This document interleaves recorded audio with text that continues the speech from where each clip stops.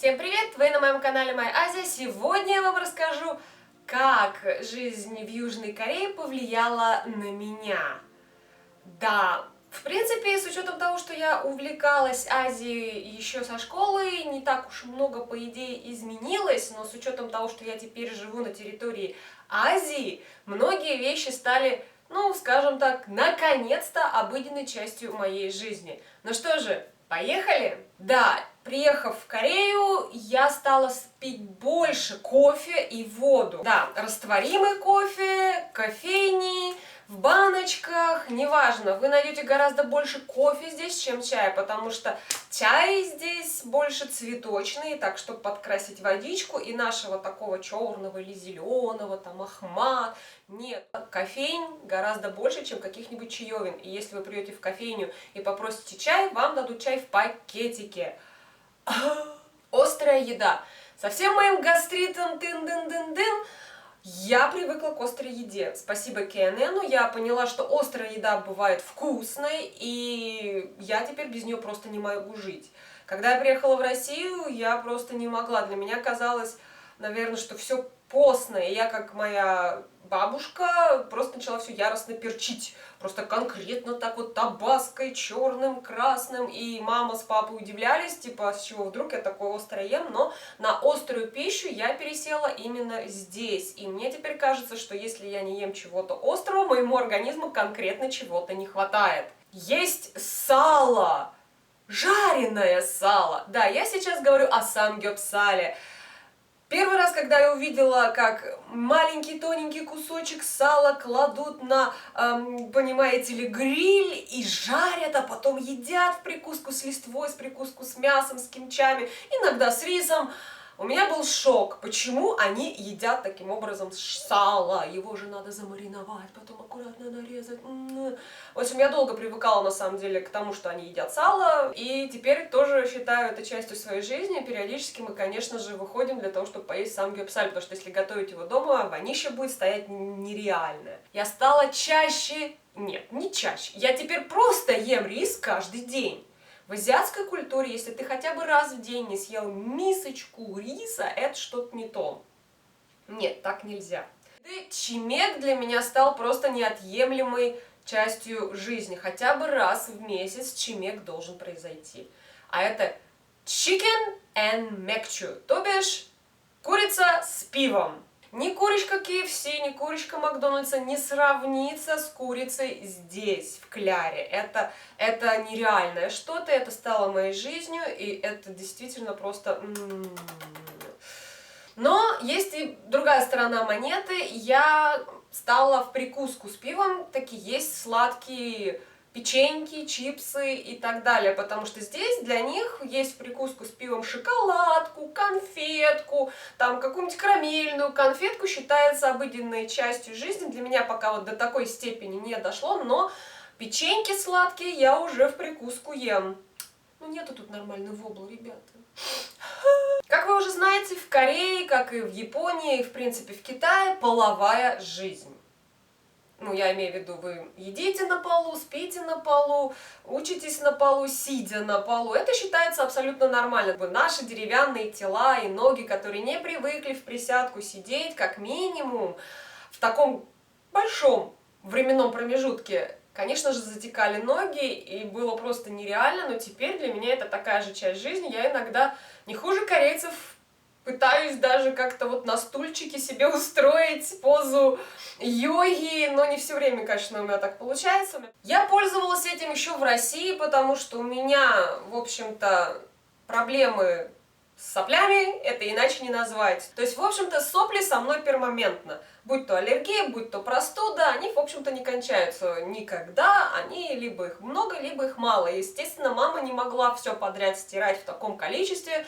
Сопливчиков просто не хватало, это была просто корзина сопливчиков только. И, конечно же, я дома уже пользовалась туалетной бумагой, что в России считается, ну, как бы, то, что оно будет в ресторане на столе, то, что оно, в общем-то, у тебя где-то на столе стоит, это просто салфетка. Здесь это часть жизни, и многие, наверное, впервые увидев это, шокируются. Ну, я не особо шокировалась, для меня это было «Ура!». Я еще, в принципе, в России этим пользовалась. Да, когда мне было лень нарезать лук для чего-нибудь, быстренько настрогала его ножницами, но здесь это входит в обиход по полной программе. Они очень редко пользуются ножом, при том всем, что я в свое время перешла именно здесь с маленького ножика на большой. Ну вот с такого маленького, которым мы в принципе все в доме пользуемся, и даже еще меньше, на вот такой. Ну, дальше, конечно же, моя любовь. Я очень долго привыкала к деревянным палочкам непосредственно дома. Я ела, пыталась есть нашу еду деревянными палочками. Ну, тренировалась, не зря тренировалась, но здесь пришлось переучиваться. Эти плоские палочки, они даже гораздо тяжелее, чем деревянные. Для меня стали просто некоторым адом на первые полгода. Но это было только тогда, потому что потом они стали просто для меня спасением. И по сравнению с другими палочками они гораздо удобнее, потому что они плоские, они лучше прилегают к руке. И система поднимания в Корее палочек отличается от японской, в принципе, да, то есть если вы в японской берете двумя руками их все равно, располагаете на руках и потом уже берете, как вам будет удобнее, да, то есть вот как-то вот так мне, да, они берут это все одной рукой, они сгребают палочки вот так вот, ставят на какую-то поверхность, примерно вот так, неважно. И потом просто хватают их. Все. Тяжелее вот этих вот обыкновенных есть только медные. Они еще тяжелее. И, наверное, вот благодаря вот этим полгода, о боже, как бы, о боже, моя рука, она затекает, она затекает. Кстати, могу держать только в левой руке, не знаю почему. Но я чувствую теперь себя Гераклом, когда беру простые деревянные палочки. Раздельный мусор. У нас только это входит в обиход. В основном мы все равно все скидываем в одну мусорку, и здесь так делать не получится. И для меня было, в общем-то, шоком, когда мы, в общем-то, разделили мусор, и пришла мама друга, мы тогда снимали именно у него в квартире пару комнат, она пришла и увидела то, что наш пластиковые бутылки были не сплюснуты, что-то там, что-то еще было не так. Она вытряхнула просто весь мусор на пол, села и начала нам показывать, как надо. После этого я вот просто все запомнила. Туалета, душ.